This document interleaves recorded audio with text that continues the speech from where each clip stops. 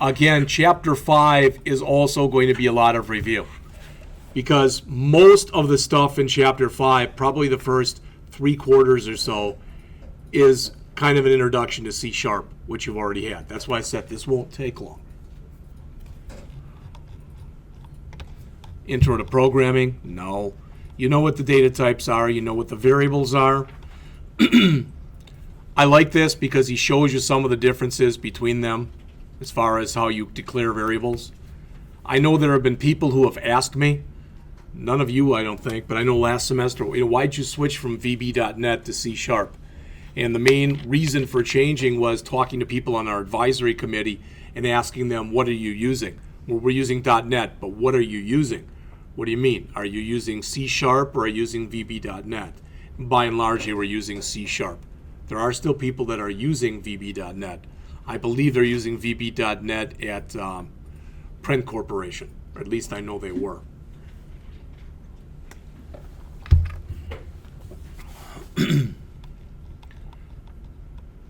So here's your different data types. Okay, they show that on 139 and 140. You know how to do converts and you know how to do casts. All right, conversions are things like this. You know, when you're in doubt, if you're ever printing anything out, if you're at all in doubt, just add a .2 string onto the end of it, paren. I mean, it never hurts. Even if the thing was already a string, it's not going to hurt anything. You've got all the different convert functions. You have used those. I have shown those to you in a couple of the programs that we've gone through. You can see, again, they're virtually identical between the two. You also know how to cast because we've done that with other programming languages. So none of that stuff that's in there is new. All right?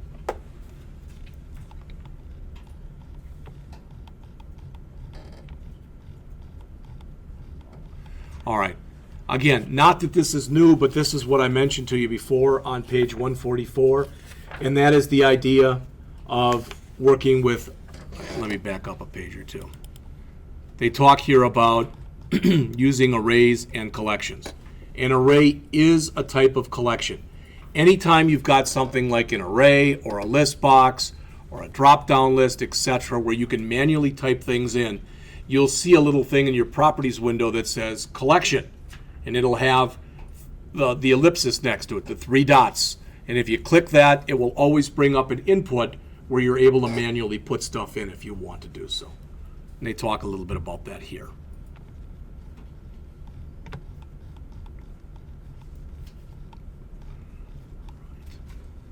So they formally define collections here.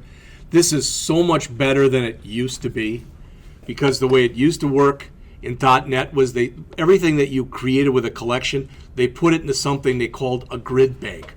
So there was a grid bag collection, and everything that you put in there became part of the grid bag array. And when you wanted to manipulate it, you had to use grid bag array or grid bag, and yet, it was just a pain. You don't have to do any of that stuff anymore. It's so much nicer than the way that it used to be. All right. You probably have not seen generics at all. We may have looked at these in Java. I don't remember. But the idea behind a generic is literally you write yourself a routine that's able to handle different data types. That's the generic part of it. All right, and that's exactly what they mean. So when you look at this, again, I don't remember if we've looked at any syntax like that. I think we did for array lists for Java. All right, and it's the same way here. So notice what you say here. List, angle bracket, string, angle bracket, roles equal new list, angle bracket, string, angle bracket. All right, you are creating a brand new data type. It's of type list, but it's a list that holds a group of strings. And as far as I know, with both VB.NET and C#, you have to put a type in there. All right, but you are able to do some work where you can get around it and put different types of data in it. It says not much code has changed to make the roles list type safe. However, with the definition of list of string, it's now set up to allow only strings. And that's fine. You can do that and still put numbers in it, but there'll be numbers in double quotes, and then you'll have to do conversions of them. All right, so you can create lists of just about anything. And you might say, well, that's fine. I even understand that, but what's the advantage of doing that as opposed to using an array? It's a little faster, and it's a little bit, there are some built-in things that, and especially the big thing is when you're working with lists can be dynamically, you can add to them while the program's running, you can remove from them as the program's running. All right, where you don't always get that with arrays. Statement, basically anything that ends with a semicolon. You know the operators. There's nothing in there that's new. You'll notice that there's a couple operators that you have available to you in VB.NET that don't even apply, meaning you don't have them exactly available to you.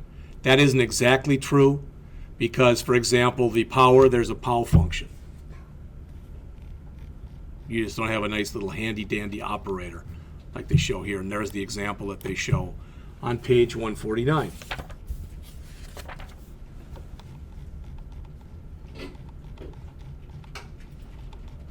Comparison operators, you already know these. Ours is double equals as opposed to equals. That's ours for C#. All the rest pretty much look the same. Concatenation, you know about that too. It's the plus sign. The logical operators, you notice in VB.NET you actually use the words, and in C# you use the symbols. All right. Remember, most of the time, some of you, and you know who you are, have already been bit with this, but most of the time you'll want to use the double ampersand or the double pipe sign. All right, because that does the short circuiting. So it doesn't check both sides of the condition unless it has to.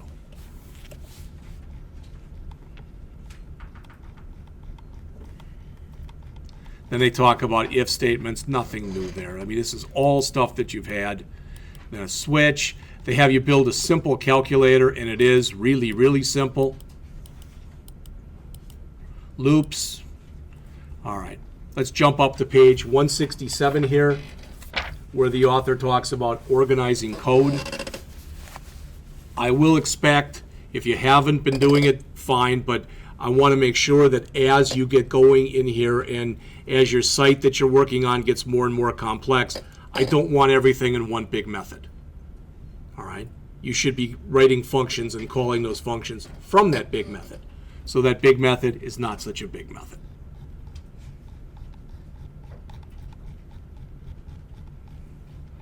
There's the app code. You already heard this from me earlier, but the app code holds just classes, so .cs files.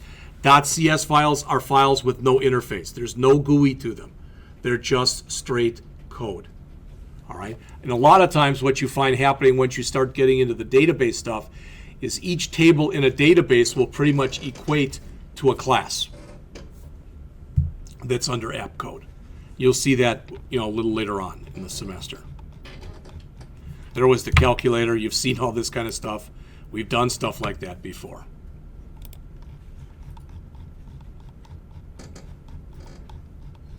All right, this is a little bit new here on 173. The author is talking here about organizing code with namespaces. All right, as it says, namespaces seem to cause a lot of confusion for new developers. All right, it says they think they're scary. They're not. Okay. When you start to work with namespaces, they're just a shortcut. You see import statements. Why do we use an import statement in Java? So we don't have to say java.awt.something.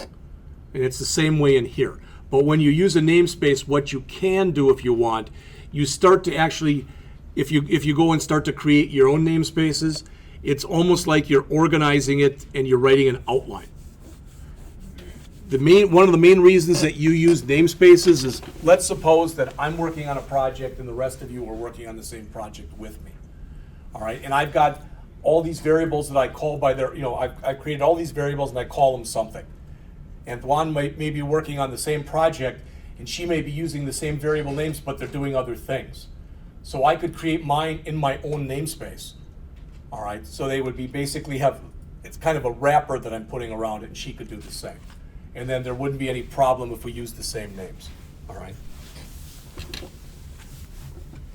The other thing that was in here, and I just don't know how much of this you've had, comments we know. But first, do you know this? Do you ever do that inside of here? I may have shown you that. I may not have. I don't know. But if I go into my code here, so if I go into my .cs file, I'm just going to grab one of these files. It doesn't matter. You know already that if I come through here and I say this, comment, right? All right. But if I put in 3 of them and hit enter, that as the beginning, notice it's gray. That's an XML comment. All right. And that can generate further stuff for you if you use it. I've never really seen the need to do that. I guess in the right situation, it might make some sense. It's kind of like the Java doc stuff that we've looked at in Java. All right. This is the only thing I wanted to spend a couple minutes on, and that was this object orientation basics, which most of you at least should have had. If you haven't had it, you should have.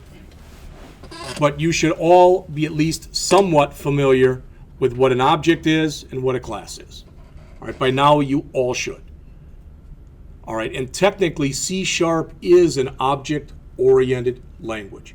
Everything that you're creating in there, every button you create is a member of the button class. Every text box is a member of the text box class, etc. All right, so those are all objects of those classes that you're creating. So the class is the blueprint. As it says, it's a blueprint for the object. The object is the actual instance of the class itself. The words that we use, you should be at least comfortable with these. And again, the reason I'm telling you this stuff is I know I've had people who have graduated from here in the last couple of years, have gone out for interviews, and they've asked them questions like this. All right, it's one thing to say, Brad, do you understand object-oriented programming? Sure.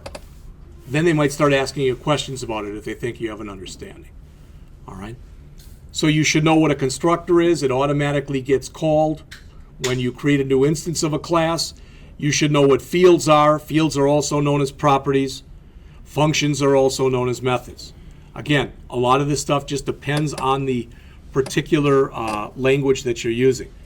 You'll notice when you look in here, that's how you go and you start to create your own class. In both cases, we're creating a new class that's public, that's called person. And both of them have a private member that's called first name. You'll notice that pretty much the way that both of them are set up, it's an underscore with that. And you don't have to do it that way, but it sends hints to the compiler when you start those names with an underscore like that. All right.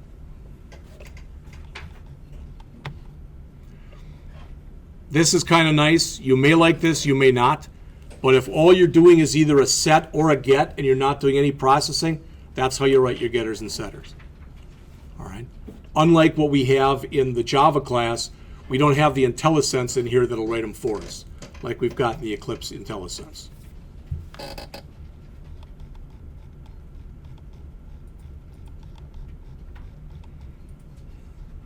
If you make something, for making it read-only, as it says in here, you put a getter in and you don't put a setter in. If you want it write-only, which very rarely happens, you put a set in, but not a get.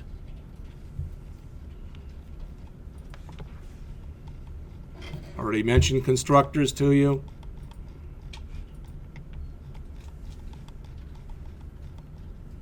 All right, we've also talked a little bit about inheritance in here and mentioned the fact that when you put the double or the colon in there, and you've seen that, you saw that in here. All right, so this class about inherits from a global class that's called page.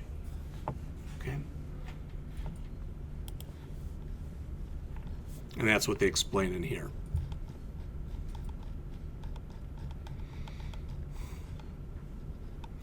These are the different modifiers that are available in C# and in VB.NET. They've actually cut down the number that are in VB.NET. There used to be more of them.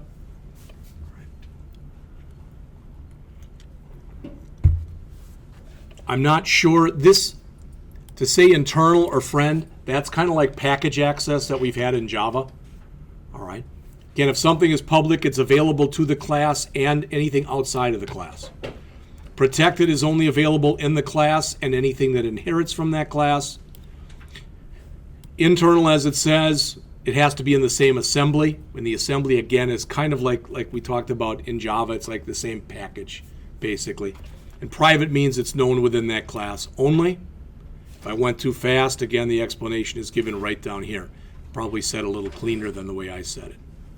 Events that we've already talked about these on page 190, that like most programming languages, both ASP.NET VB.NET and ASP.NET C# are event-driven, which means that the code is sitting there waiting for something to happen. You to click a button, you to do something. All right, and when you do, it reacts based on the code that you put in there. I've also mentioned this to you in the past, this thing right here. Virtually 100% of the time, you're the sender. I mean, it's the program via you. That's what the sender is. I've never used sender in anything in here that I can think of, and the only time I've ever used E for the event arguments has been if I'm working with some kind of something that is with the mouse, and I need to be leery of mouse coordinates. So that's it. What we will do next class, I hope this didn't seem like too big a waste, but in the next class, as it says, creating consistent looking websites, we'll go over that, which is chapter 6, and probably just spend most of the period on that. All right? And we'll see where we are after that time. Remember your first assignment, what did we say it was due? 4th? Okay. So you've got a couple weeks yet. All right?